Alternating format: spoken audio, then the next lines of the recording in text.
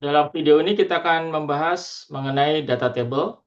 Kita akan melihat bagaimana penerapan data table dan ini akan mempermudah eh, kita waktu kita melakukan penambahan data. Nah, ini kita menggunakan data yang kita gunakan waktu membahas lookup. Di sini eh, terdapat tabel pedoman di sini. Jadi setiap penambahan kapasitas akan terjadi penambahan tenaga kerja atau personel.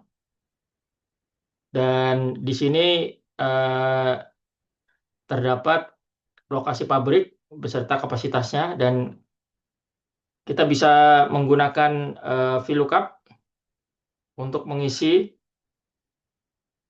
berapa tenaga kerja atau personel untuk setiap pabrik. Nah, ini kita sudah dibahas di materi lookup, tapi untuk mengingatkan kembali, kita coba isi VLOOKUP, lookup value-nya yang ini, tabel array-nya yang ini, kolom indeksnya adalah kolom indeks yang kedua, karena ini yang akan muncul hasil akhirnya di kolom tenaga kerja ini adalah yang ini. Jadi kita ini satu, ini ada dua, kita akan dua. Dan karena ini merupakan eh, kita mencari di klasifikasi mana angka tersebut berada, kita menggunakan approximate match true. Nah, ini 105 karena lebih dari 30.000 maka ini 52.000 masuk kategori sini. Kalau kita mau copy ke bawah jangan lupa ini harus buat absolute. Nah, ini baru kita bisa copy ke bawah. Nah, ini kurang lebih seperti ini. Nah, bagaimana misalkan jika misalkan kita akan menambah data, misalkan terjadi perubahan data di sini, misalkan untuk kapasitas lebih dari 35.000, ada data baru misalkan 35.000, ini kita perlu 110 orang. Nah, misalkan seperti ini. Nah, kalau dilihat di sini, harusnya yang untuk lebih dari 35.000 seperti yang ini harusnya menggunakan data 110. Tapi di sini dia tidak update karena waktu kita menggunakan eh, tabel pedoman ini, dia masih merujuk ke yang sini, yang merah ini. Jadi dia tidak diupdate, yang bawah ini tidak diupdate. Kita bisa saja melakukan update manual. Update manual seperti ini ya. Ini kita hapus, kita ganti dengan yang ini. Nah, seperti ini kan mungkin kita saja bisa manual, kita buat absolute dan itu kita copy ke bawah. Nah, seperti ini. Tapi itu tidak praktis. Kita akan coba menerapkan data table sewaktu kita mengupdate tabel pedoman ini. Oke, kita hapus dulu.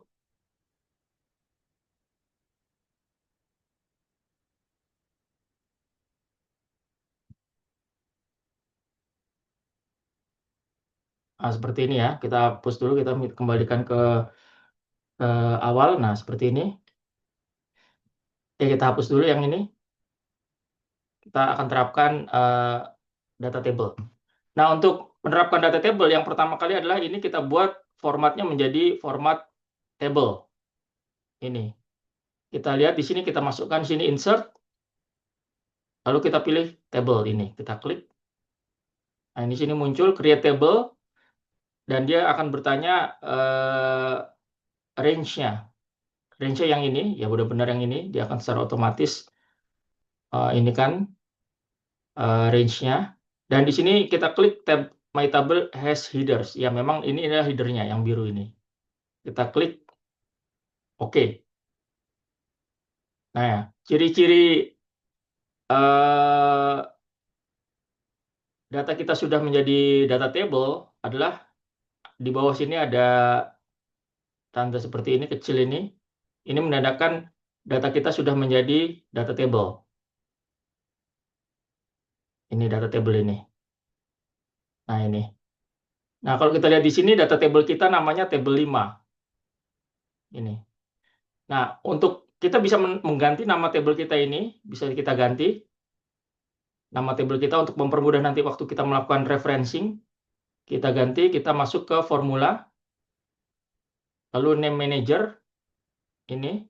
Nah, tadi kan tabel 5, kalau kita klik ya tabel 5, misalkan kita letakkan kursor kita di sini. Kalau kita klik tabel 5, dia akan merujuk ke sini. Nah, tabel 5 itu yang ini, tanpa header-nya. Header-nya tidak masuk. Jadi dia hanya datanya saja. Nah, untuk mengganti tabel 5 ini menjadi sesuai dengan keinginan kita, namanya kita bisa lakukan itu. Nah, ini tabel 5. Ini bisa kita ganti, kita klik edit.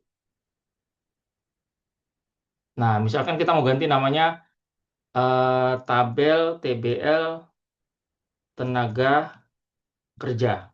Terserah, bebas namanya. Tapi memang tidak boleh ada spasi, jadi memang harus rapat. Kalaupun mau ada spasi, mungkin bisa dibuat underscore seperti ini. Nah, seperti itu tabel tenaga kerja. Kita klik OK. Close. Nah, jadi kita lihat di sini, tabel tenaga kerja tuh, nah kita selalu kan direferensikan ke sini untuk tabel tenaga kerja. Kita sudah memberikan nama tabel tenaga kerja. Dan misalkan kita akan membuat fungsi VLOOKUP. Nah, seperti ini ya, VLOOKUP. Kita bandingkan dengan yang versi yang sebelum kita jadikan data table. Lookup value-nya yang ini. Dan untuk tabel array, kita bisa menggunakan penamaan yang sudah kita buat. Kita ketik saja, diingat-ingat tadi namanya TBL. Nah, ini tabel tenaga kerja nih. Kita bisa klik di sini. Atau kalau kita lupa namanya misalkan, ya kita bisa klik di sini juga. Dan dia akan otomatis ini memunculkan namanya tabel tenaga kerja. Oke.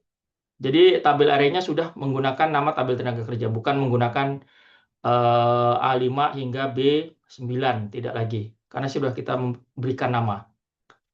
Indeks kolom array, nah ini tetap, karena di sini ada 2 kolom, kita gunakan yang kolom kedua yang akan muncul.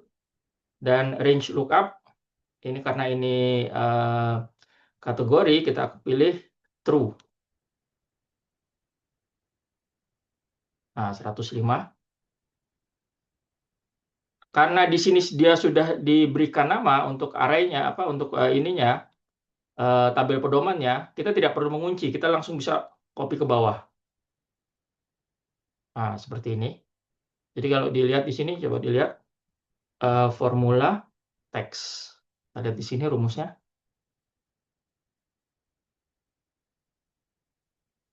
Nah, ya ini. Dan ini kalau kita copy ke bawah, seperti itu juga semua. Nah, jadi kita tidak perlu melakukan absolute referencing. Karena tabel tenaga kerja sudah merujuk ke sini semua ya. Kita tidak melakukan penguncian ya. Tanda dolar itu kita tidak perlu. Nah, apa manfaatnya tabel data ini? Misalkan kita akan mengupdate tabel pedoman kita berdasarkan informasi dari pabrik. Misalkan kalau jumlah itu di atas 35.000 produksinya, maka kita akan memerlukan tenaga kerja misalkan 111 orang. 111 orang. Nah, ini akan otomatis ya. Coba ini akan otomatis. Coba kita cek. Nah, dia otomatis update. Dia akan otomatis update dan kita tidak perlu mengupdate range tabel data karena dia sudah otomatis update. Nah, dia otomatis update di sini kan. Nah, kalau kita lihat di sini kan dia sudah meliputi 35.000. Coba kita back dulu. Nah, kan sebelumnya seperti ini. Sebelumnya seperti ini kan 105. Begitu kita di sini update, nah ini kan masih 105, kita update. Di sini menjadi misalkan 35.000. Dan ini misalkan 111, maka Papua yang ini yang lebih dari 35.000 ke atas, dia akan update juga 111. Nah, ini manfaat data table. Jadi, kita tidak perlu melakukan update tabel pedoman di rumus lookup ini. Kalau kita mengubah ini kita menjadi data table, karena dia akan otomatis. Misalkan kita naikkan lagi, misalkan data di atas 43.000, sini 43.000 misalkan, ini misalkan 119, dia akan update. Nah, ini kan 119. Nah, itulah manfaat data table dan mempermudah update rumus kita. Jadi kita tidak perlu mengubah rumus kita kalau memang tabel pedomannya menggunakan data table.